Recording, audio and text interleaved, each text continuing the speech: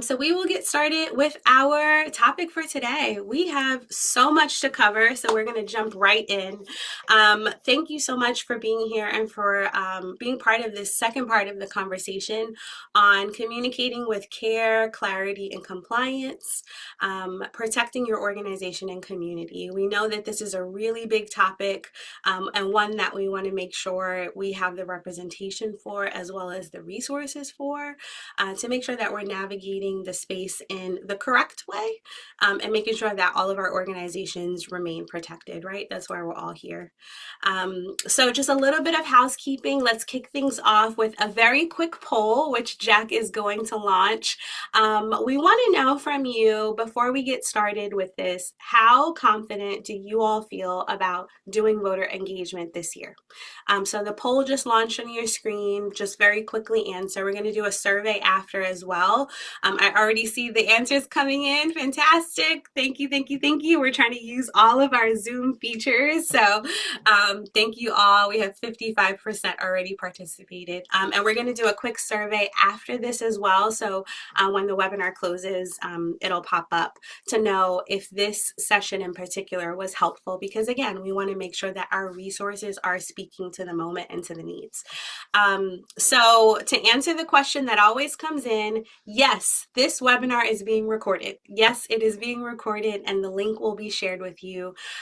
Feel free to drop in some reactions. Let us know you're alive and listening throughout the presentation. But all of this will be shared with you. I see the reactions coming in. Yes, thank you so much. And for those of you who have questions, we know you will have questions.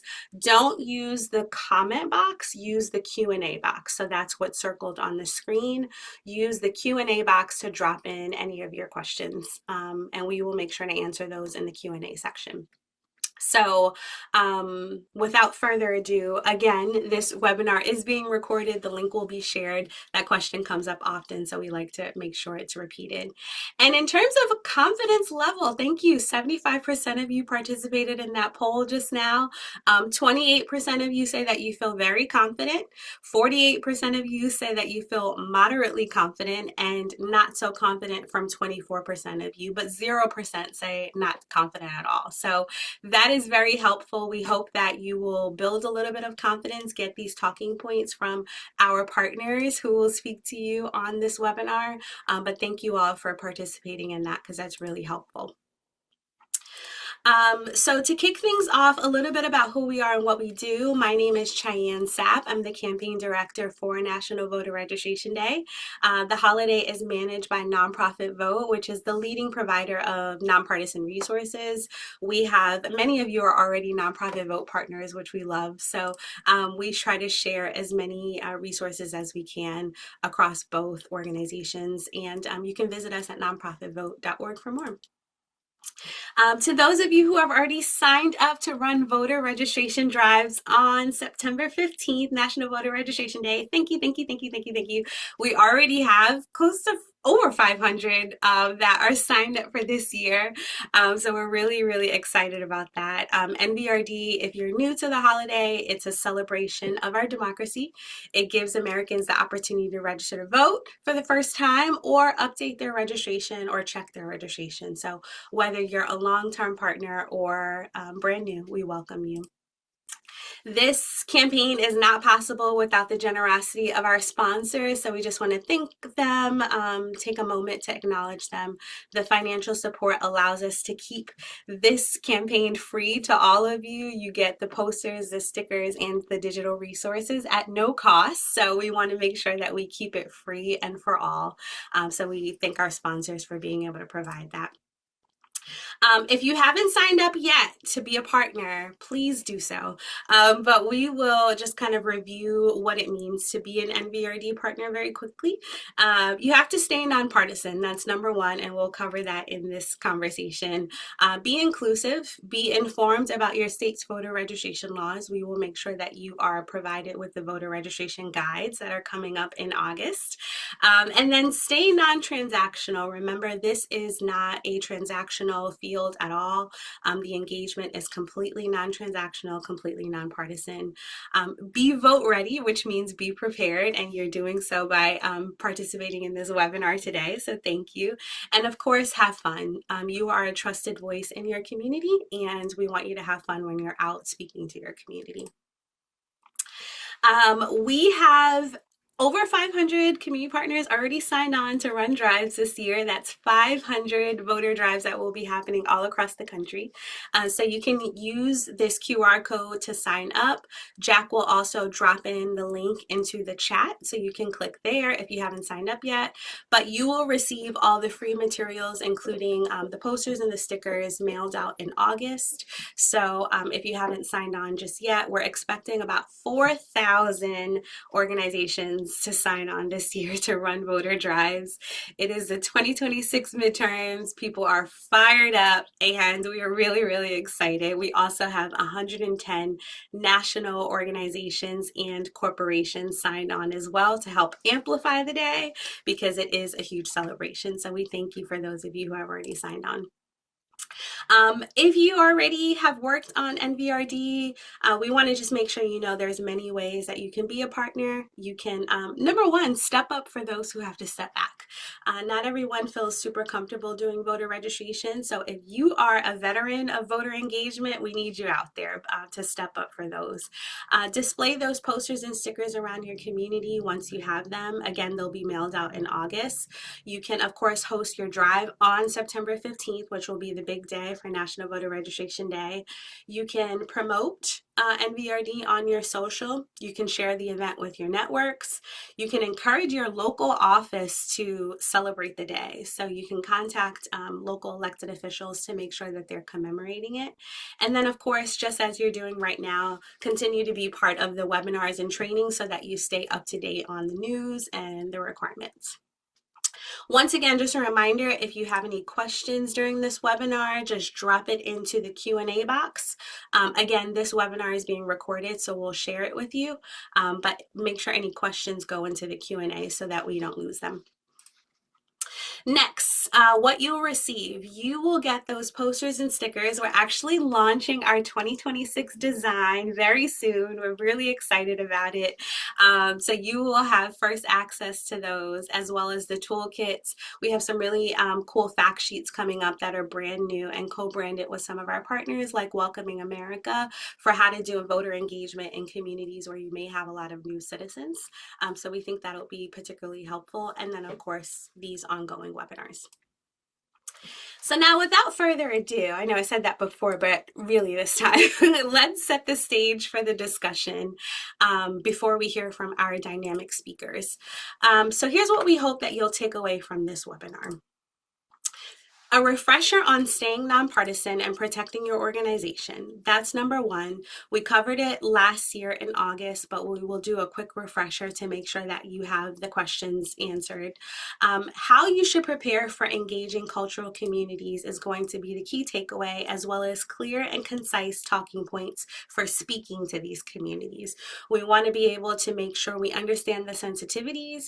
You know your community better than anyone else because you are a trusted voice. And we want to make sure that you are confident in having these conversations.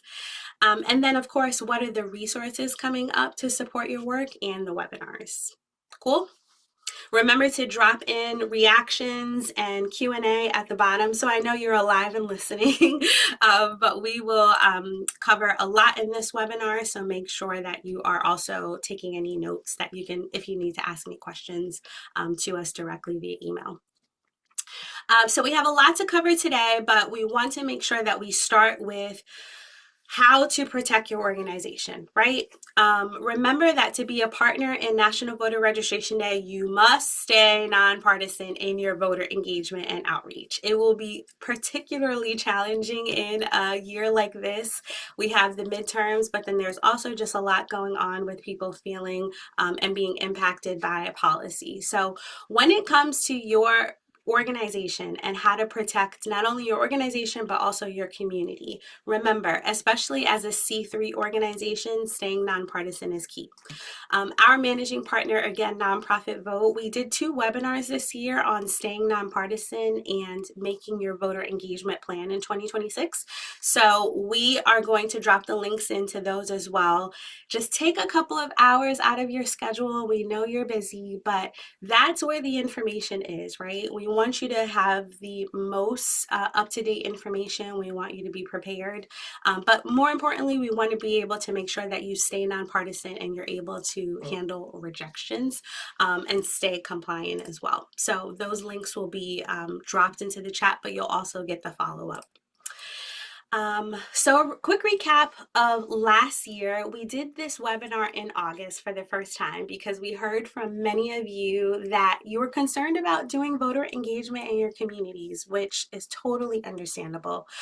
We heard from APIA Vote and Center for Civic Design about how to consider these sensitivities in your conversations with voters, and then how to build comms tools with these sensitivities in mind. So this year, we wanted to do the same webinar, but as an addition, we want to provide you with very clear talking points for communicating with cultural communities. So that's what we hope that you will reference as for the last webinar, and then also take from this webinar today.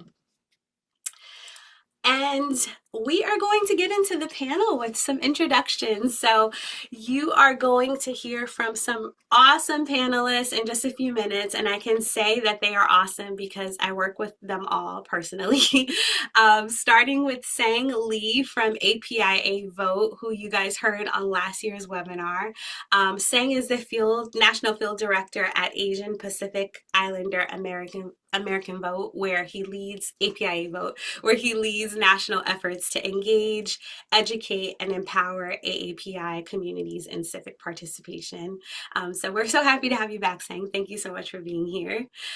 You're also going to hear from Margaret Lowry, who is the Policy Counsel and Acting Chief of Staff at the Arab American Institute. She leads voting rights, education, data equity, and First Amendment protections. She also oversees the organization's National Bilingual Voter Protection Hotline. Margaret, thank you so much for being here. We have Will Miller, who is the Director of Policy at National Urban Indian Family Coalition, where he leads national advocacy efforts focused on the more than 70% of Native people living in urban areas. Will, thank you so much for being here. And then last but certainly not least, we have Yadira Sanchez, the Executive Director of Poder Latinx. Yadira works to build Latinx political environment nationwide. While listening to this panel, you are going to hear from each of these panelists about how to not only speak to these cultural communities, but some of their best practices. I know Poder has a ton to share. We work closely on the civic holidays together. So I know you're going to hear a bunch from all of them, but these are like some of our nearest and dearest partners. So I'm just so happy to have them all here today. And you guys should all be spotlighted. So before we get into the panel, I'm going to stop sharing my screen. You guys should all be pulled up. Fantastic. And let's get into it. We have a bunch of questions that we want to ask over the next 20-25 minutes, and then we'll get into the Q&A. So while you're listening to this, be sure to drop in your questions into the Q&A box. All right, so Yadira, I have the first question is for you. As the Executive Director of Poder Latinx, with many initiatives and strategies targeting Latino voters this year, what does Poder believe is the best approach for voter registration in Latino communities in a way that feels empowering rather than transactional? And two-part question, what advice would you give to organizations who are trying to engage Latino communities for the first time in a way that feels authentic? Hi, everyone. Thank you, Cheyenne, for bringing us together and for the invitation, and excited to see so many friends on this call. At Poder Latinx, we believe that voter registration should never be treated as a one-time transactional thing. It should be the beginning of a long-term relationship. Year-round engagement is essential. We need to show up before National Voter Registration Day, during the election season, and after Election Day. The most effective approach is to connect the issues, and when for us at Poder Latinx, specifically the issues impacting Latino communities that they care deeply about, economic, affordability, education, healthcare, immigration, to name a few, and of course the future of our families and our communities, to the democratic process. So registration is not the end goal. It is a vital first step toward a meaningful participation and overall community power, because that's our mission: empowerment, making sure our folks participate. And we also center mixed status families, because civic participation impacts our entire households, not just individuals. We frame civic engagement at Poder Latinx as a celebration of voice, of dignity, and belonging. So for our organization, engaging Latino voters again is really centered in listening. We need to first take our time to lead with listening, not necessarily asking. Invest in relationships, partner with key trusted organizations and local leaders, many of them on this call, and show up consistently. I think that is key. Authenticity really is built over time. It's not like a one time you show up and you're going to be authentic. A lot of it is really built upon, time that we have invested in the community and serving folks. Um, so yeah, that's how I would answer that, Cheyenne. That's a great answer. Representation is key. Be consistent, and that is how you overcome. Just kind of showing up and then leaving once the voter registration and GOTV is done. So thank you so much. Will, the next question is for you. Many Native communities have a long history of exclusion from civic systems, which you actually shared with me the last time we spoke. How does that history shape the way that you approach voter registration today for Native communities? Yeah, that's a great question, and thank you for bringing us together and for those tuning in. Critical conversation right now. I want to start by sharing that Native people weren't granted U.S. citizenship until the Indian Citizenship Act of 1924. So not too far distant past. And truthfully, some states even blocked voting up until Native voting up until the 1950s. So these exclusionary practices have been felt throughout many of our communities, honestly, for generations. More than 70% of those who identify as American Indian, Alaska Native live off reservation and in urban settings. But federal programs and civic infrastructure still default to reservation-based delivery and continue to invisibilize urban Native community members. That history creates real earned skepticism toward the institutions who are supposed to be leading us into the future. And really what that means is you can't ask for trust if you haven't built it. And having NUIFC, the National Urban Indian Family Coalition, and our work and our partners nationwide, part of the fabric of our civic engagement framework is really vital. NUIFC, we have a democracy as indigenous framework, where we operate from the premise that indigenous people had democratic governance long before European contact. Civic engagement isn't something that we have been invited to, it's something that we are actively reclaiming. And I think that reframe shifts our approach in being a messenger to a trusted partner. Well said. So many good talking points out of that. Thank you, Will. Sang, I will ask you now for the Asian American and Pacific Islander community. It's incredibly diverse, right? And we also often seen that we think of the API community as kind of a monolith. So the question for you is, how do you tailor voter engagement strategies across the multiple languages, the cultures, and the experiences with that in mind? Yeah, I'll build a little bit off of what just Will just said too, and I think trust is still like one of the most important parts of what API Vote does as an organization, right? I mean, we primarily work with our local partners in tandem and in partnership with them. We have about 80 plus partners in 29 different states, right? So that's the scope that API Vote works within, and we make sure that anything that we do that involves the state has to go through our partners and gets clarity and gets consultation from them prior to us doing really anything. Because I think that, and we always let them know what we're doing at the same time too. So if we have a state that has a partner directly in there, we want to make sure that they under that they are consulted before we go ahead and do anything in specific that's related to that state. So that the building and trust part is always important for the work that API Vote does. We also in relationship to that, we also run a national hotline for in-language access, the API Vote hotline, 888 API Vote. This is in partnership with Advancing Justice, Asian American Advancing Justice.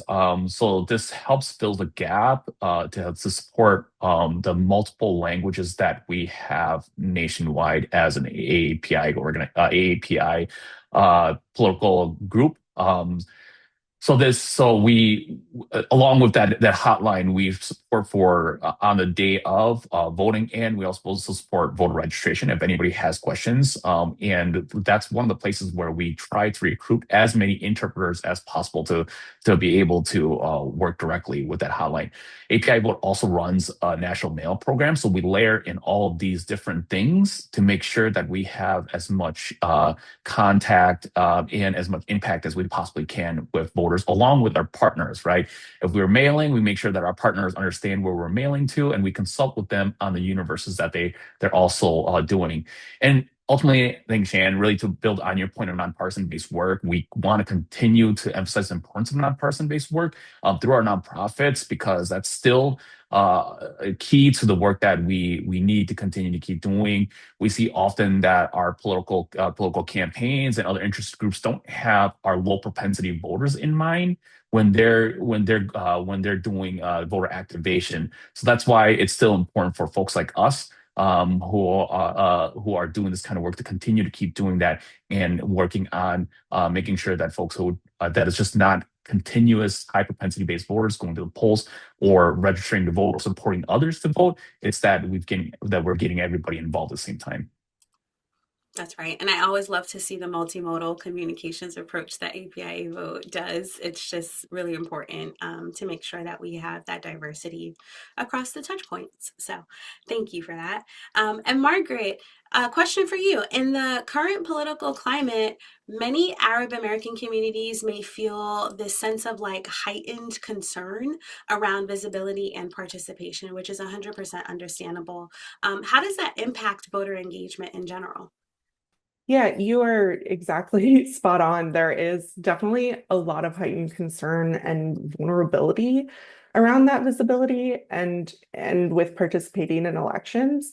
But at the same time, our community is really paying close attention and cares deeply about what's happening, both here in the US and how our American policies are affecting places in the Middle East where they still have family. And I think to understand and work with the community, there are kind of a few things that you really need to understand that are on their mind right now. And first, I think it's important to note that the feeling of being excluded or targeted is not new for Arab Americans.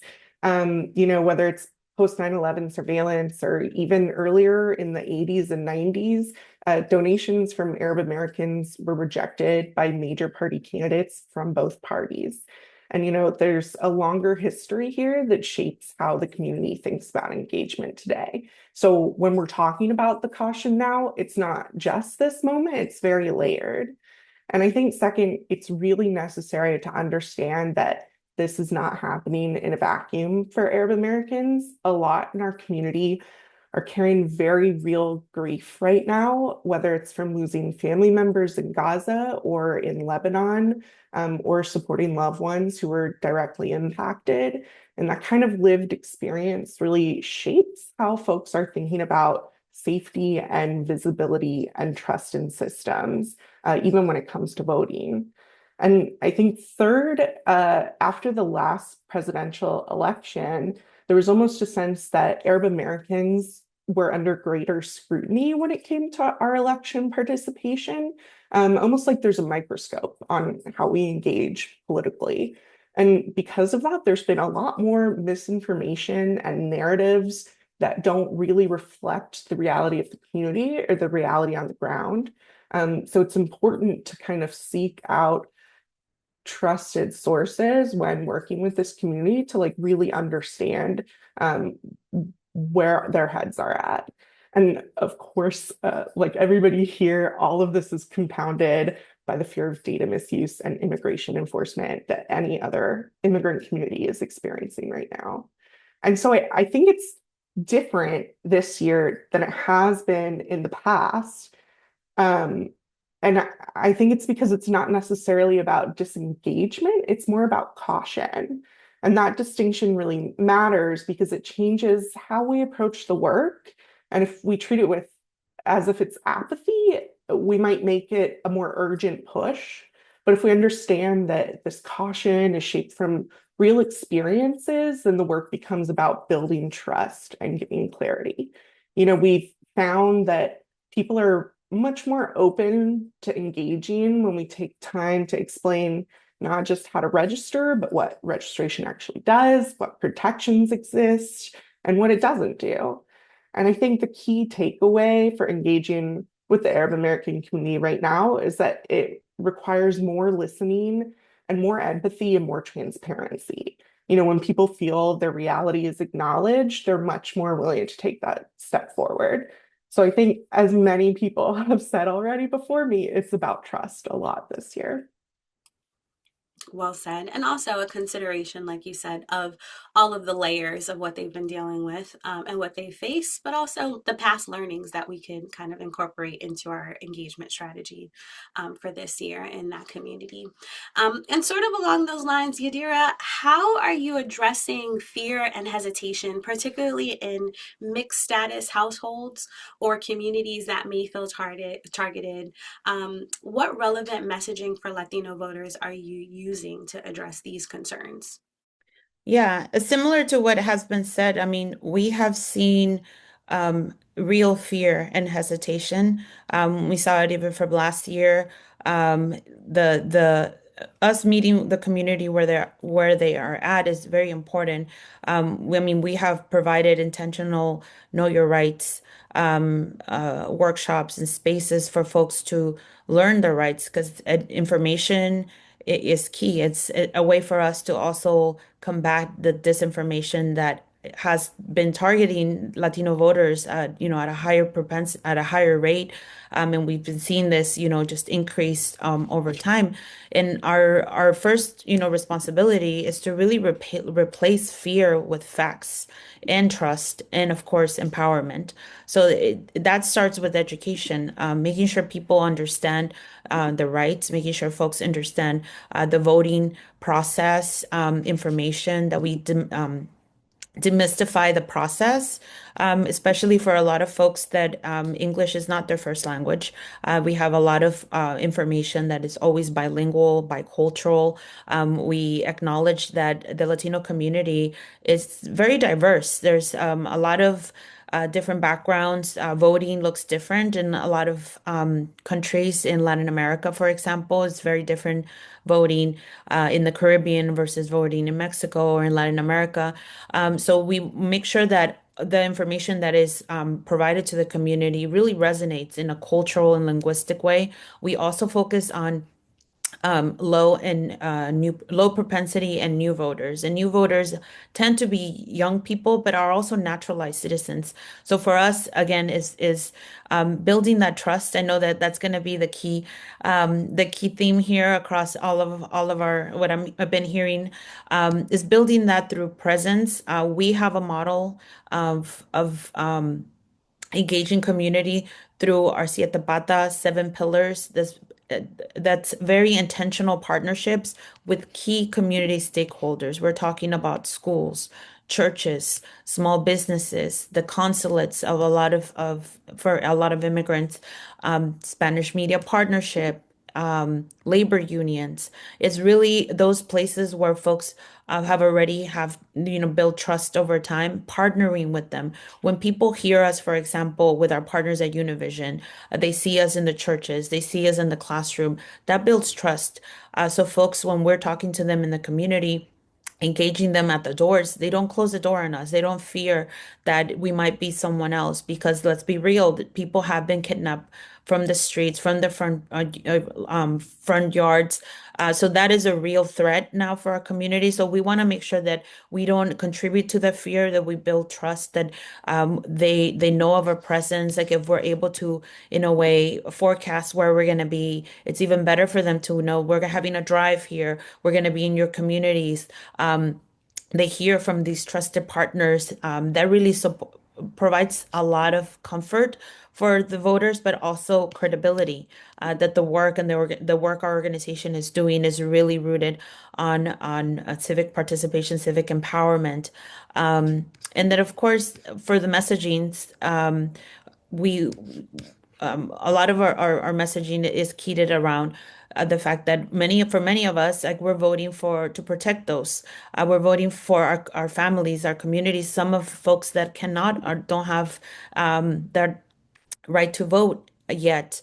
We also know that for others, the economy is a top issue. So we've been hearing time and time again, the messaging around affordability has been resonating very key. Folks want to know, they're voting for their cost of living, their economic opportunity for the future. Again, we engage folks in a nonpartisan way because we want to make sure that folks participate. This is not us going after or against anyone. Is making sure their voice is heard and for them to understand that their vote matters. It's going to matter on the future of our country, of our families, of their lives.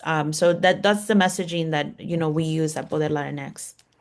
Absolutely love that. And, speaking to credibility and the importance of that and having credibility and visibility within these communities. Will, a question for you. Are there specific messaging approaches or language around trust building and credibility that resonate more strongly when discussing voter registration in Indigenous communities, especially in moments where there may be this skepticism towards institutions? Yeah, thank you for that question. I think where I want to start with this is really around the folks on this panel highlighted the trust and the relationship and the reciprocity needed to be successful in this work. And I want to underscore that just one more time in this conversation. I'm sure it'll continue to come up, but if the first time the community is seeing your organization is October, you've already lost that thread. You want to start early, you want to start often, and it's year round. It's not parachuting in and getting the job done and leaving. It's being steadfast in community, in relationship, in building that reciprocity and that trust with one another year round. That's really, really important. And I'll go back to my earlier point. At NUIFC, we say democracy is indigenous. That slogan didn't come from anywhere. It came from our member organizations, and truly, it came from the Iroquois Confederacy, where our founding documents, the Constitution, the Articles of a Confederation, our governing ways, if you will, nowadays, came from the Iroquois Confederacy and the Great Law of Peace. And so our indigenous ways of knowing and doing is inherently rooted in democracy. And in that same vein, it's a reclamation of our own narrative. It's a reclamation of our own sovereignty as a Native people, as indigenous people. But we have to be direct about the barriers folks are facing. The voter ID laws, the rollbacks there. Many folks in tribal communities don't have their physical address on their tribal ID. that's a problem, particularly in a time where voting rights are being rolled back. And we need to acknowledge what's real builds more trust than pretending the system is neutral. So the very system that got us here isn't going to fix us. We have to be creative. We have to be thoughtful and do it in step with our community. We cannot leave our people behind. And I would avoid fear-based messaging. I think fear suppresses turnout and truly erodes trust. And on the flip side of that, would ground your ask in power, not threat. What do we have available to us? What can we do? How can we shift this movement, this moment to meet the needs and demands of what's happening in our communities?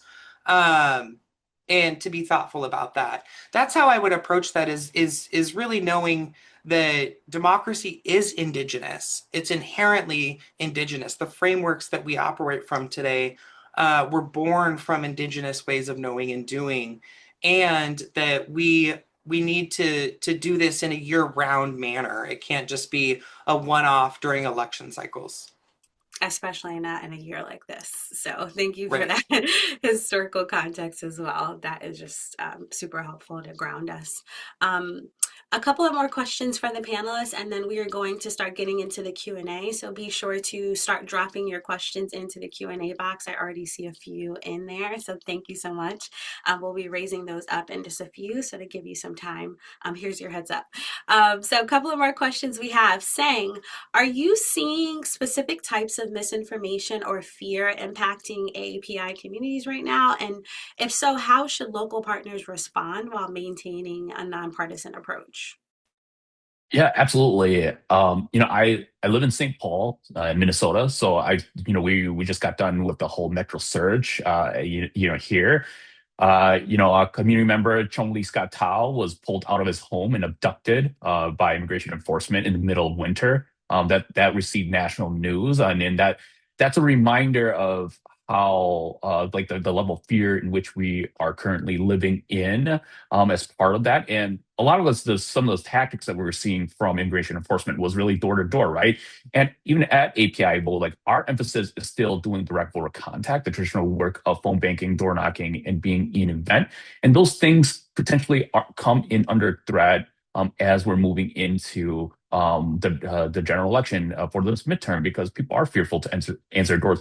Canvassers are fearful to go to the doors in general, right? And we want to make sure that from a local perspective, from our organizations, to provide resources and some sort of scenario or safety planning for folks to be able to engage safely, right? It's not a time for us to really be fearful and utilize this moment to not be engaged. I think it's time to really be engaged as much as possible. So we're really emphasizing to make sure that our partners are doing so and providing as much, like I said, as much coaching, as much resources as we can for our partners to respond to anything that could potentially come in advance, right? Even within our organization, we're looking at potential scenarios of what could happen at an extreme level, just so that we were able to do any sort of rapid response that could come, right?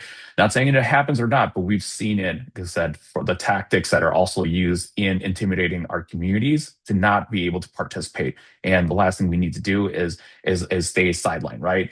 And I think one of the biggest things that we're partners are also seeing, and what we're seeing, and I'm sure everybody here, is really just the polarization and the toxicity around issues that most people can't agree on anymore. That's really causing misinformation and challenges, and that's initially why we really emphasize the need to be organizing in person and talking directly to people to see these if those concerns are actually true, right? Because having done this work for a long time, most general voters or people looking to vote have really good intentions, and we need to make sure that we stay on the positive side too, and to not, like I said, bring in that fear level to cause on our side even voter suppression. Well said. My translation for that is lock in and don't back down. We have to stay visible. So this is the time to not let fear overcome us. Thank you so much for that, Singh.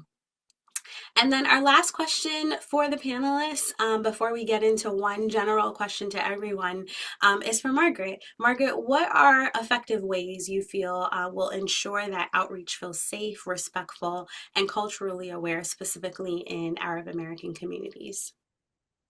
Yeah, honestly, the biggest shift for us in working with Arab American communities in the last few years, and that we've helped our partners kind of realize, has just been slowing down how we approach outreach for voter registration. Arab Americans actually have an extremely high rate of registration and participation in elections, and it's amazing. And so because of that, it's been easy to kind of lead with like, hey, are you registered? And jump right in, with a form or a QR code. But right now that can feel like really abrupt, especially when people are already having those concerns about visibility and privacy and fear that we've been talking about. So, we've started leading conversations kind of slowly in, like, what are you hearing about now? How are people in your community feeling about this? And that really opens the door in a more real way to start conversations about registration and participation. And a big part of how we do that as an organization is going through our field team and our community partners. It's a Arab American community is 3.7 million people across the country. And I'm just based in DC. I'm not going to be able to call up somebody in Dayton, Ohio, and have them immediately trust me that they should register. But because we have folks that we trust that are already embedded in those communities, who speak the language, understand nuances, and have that trust, it's easier than building that trust from scratch. And that's not to say that people outside of the community shouldn't have those conversations. Those trusted messengers are also, the libraries where members of the Arab American community go to check out books, the grocery stores where they shop, their children's schools. But it's just kind of recognizing that there's a relationship there and how to start that.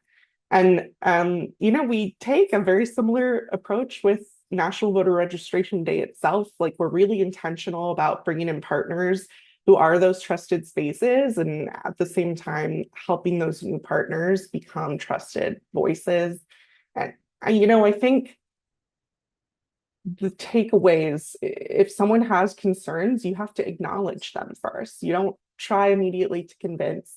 You have a real conversation and you make sure that you build that trust.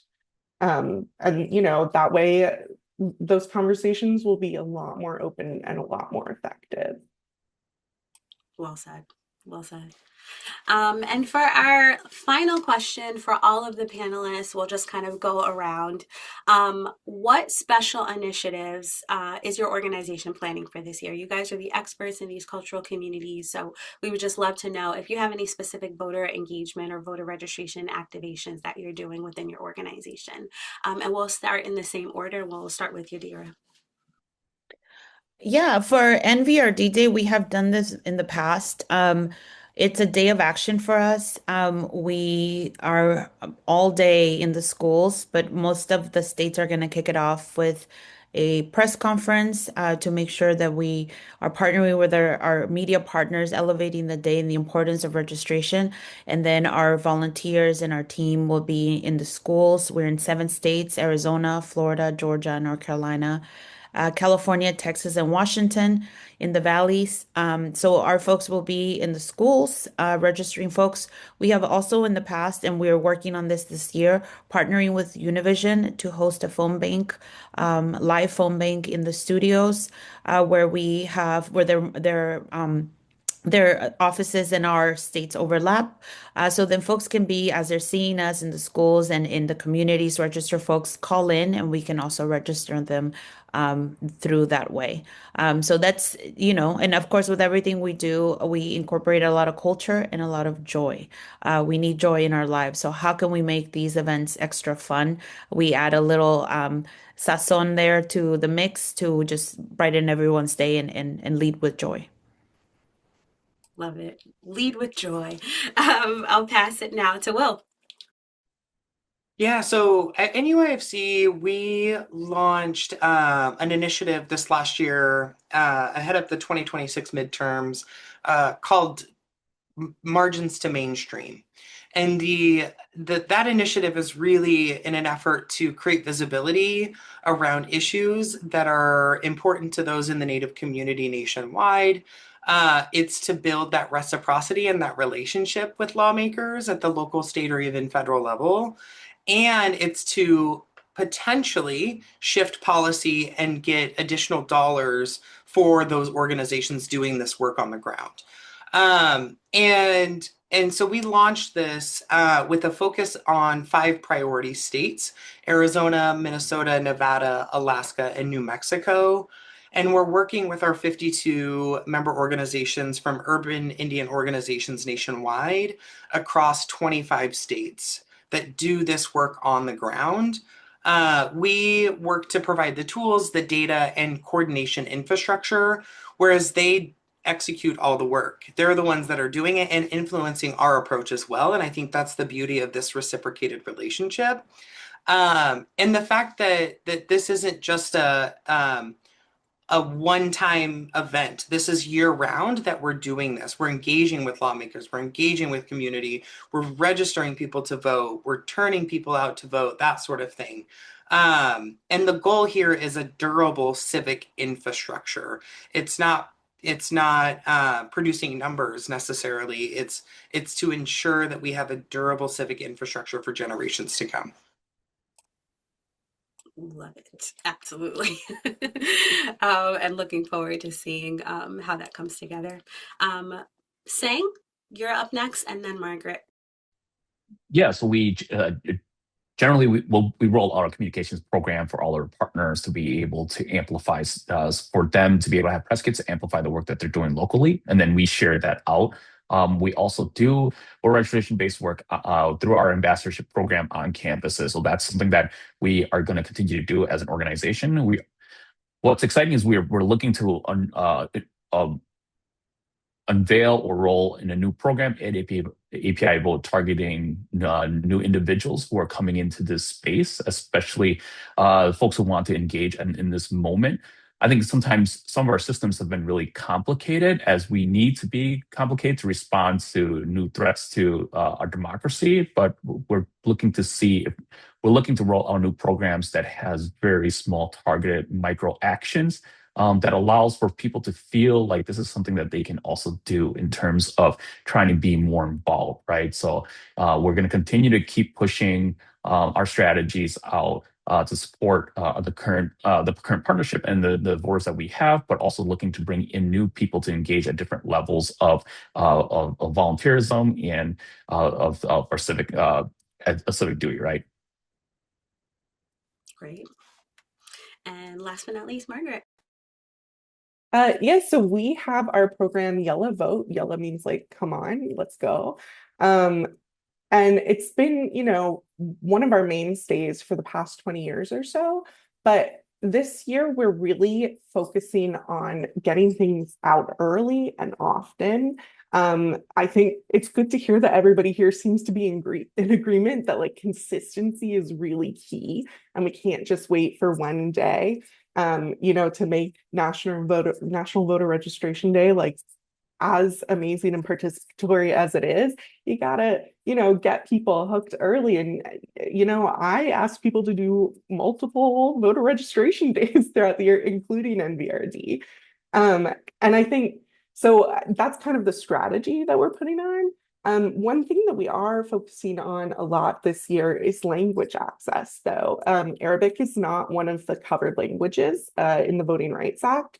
So there's really a gap in what is produced both in resources for Arab Americans, particularly newer immigrants that may have Arabic as their first language, and also that is, in actual election materials, including, registration forms and that kind of thing.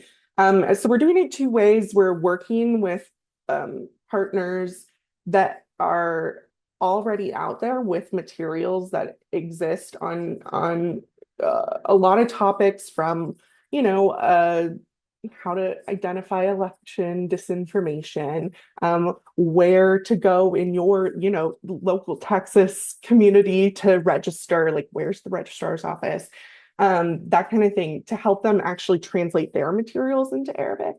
And then we also, like APIA, run the National Yellow Vote Hotline, which is the English Arabic voter hotline. I will say like 80% of the calls we get are people making sure they're registered. We're asking how to register. And I think there's something to be said about being able to like quietly ask that instead of having a public conversation, at a voting drive booth. So I think it's just that combination, be there early, be there often, be consistent, and make sure that everybody can participate.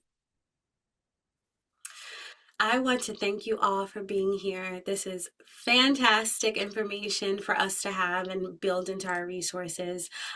We don't have a lot of time left, but I know looking at these Q&A questions that there's a theme here across the few that we got in. And that theme is, which I hope that we can speak to very quickly, apathy. So we talked about the cultural sensitivities, but how do we counter apathy, which has, someone put it, turned into an epidemic? If we can just do like a lightning round very quickly of what is the best approach for countering apathy in our communities, we'll start with Yadira.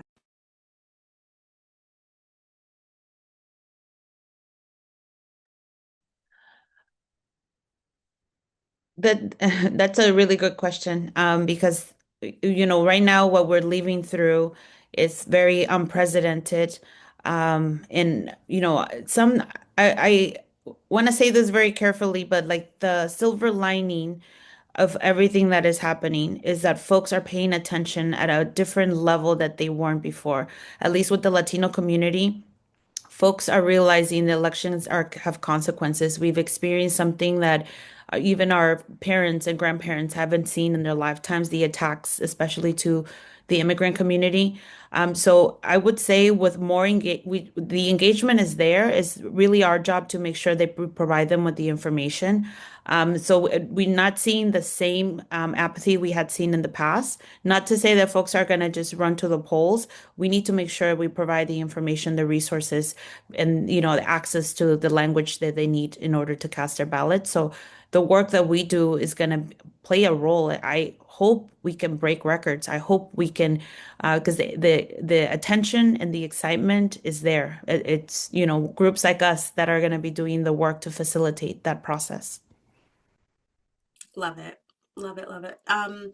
So I think that's all the time that we have. I know we didn't get to all of the Q&As, but I did want to make sure that we got to the theme at least, which was apathy. We are going to do some follow-up in the next couple of days to share this presentation with you. I know many of you do want to see it, and we will make sure that it will be in your inboxes with some resources from all of our panelists. It's just really important that you guys have this in hand. Before we close out, I want to share a couple of things with you for what to prepare for with the next few minutes that we have. If you haven't signed on yet to be a community partner, click the link. Please do so. Don't wait until the last minute to get your free materials. If you have the capacity to donate, we're doing a 250 for 250th campaign, which is going really well so far. People are really excited about the campaign and it being brand new, and it'll help to get some materials out to other organizations across the country. Coming up, we have our comm strategy guide rolling out, our field organizer toolkit, and those voter registration guides. So those will be coming your way. I just accidentally clicked into the field organizer toolkit, sorry. So we will make sure that you guys are all receiving these in the next couple of months, so look out for those. And then last but not least, we have webinars coming up. So Jack will drop the links into the chat. We have a webinar on May 20th at 2 p.m. on rallying the sector, which is particularly for nonprofits. So how do we keep our communities engaged? Build off of the conversation that we had today. On May 28th, this theme has come up a lot. And in honor of Mental Health Awareness Month, we will be doing a webinar on protecting your mental health while doing voter engagement. So I hope to see all of you there because we'll get some really great tips from the National Alliance on Mental Illness and the Democracy Security Project about maintaining your mental health, which we all need. You can email us, but again, we will be doing a follow-up to share the resources from this presentation from all of our panelists and the resources that they shared around their own campaigns. So we'll be getting that to your inboxes. But in the meantime, we're just so excited that you guys have been here along for the ride and coming back each year as partners. We're leading towards the September 15th date, which will be the 14th year of this celebration. And we're just so excited to have you guys on. So thank you for being here. Thank you to our panelists for giving all of this super valuable information that is so relevant to the exact moment that we're in, the cultural communities that we are touching, and all of the nuances that come with working with these communities. It's just so powerful for you all to be here. So thank you so much for taking the time. And for those of you who joined us, thank you so much. And we will see you on the next webinar. Thank you guys. Bye. Take care.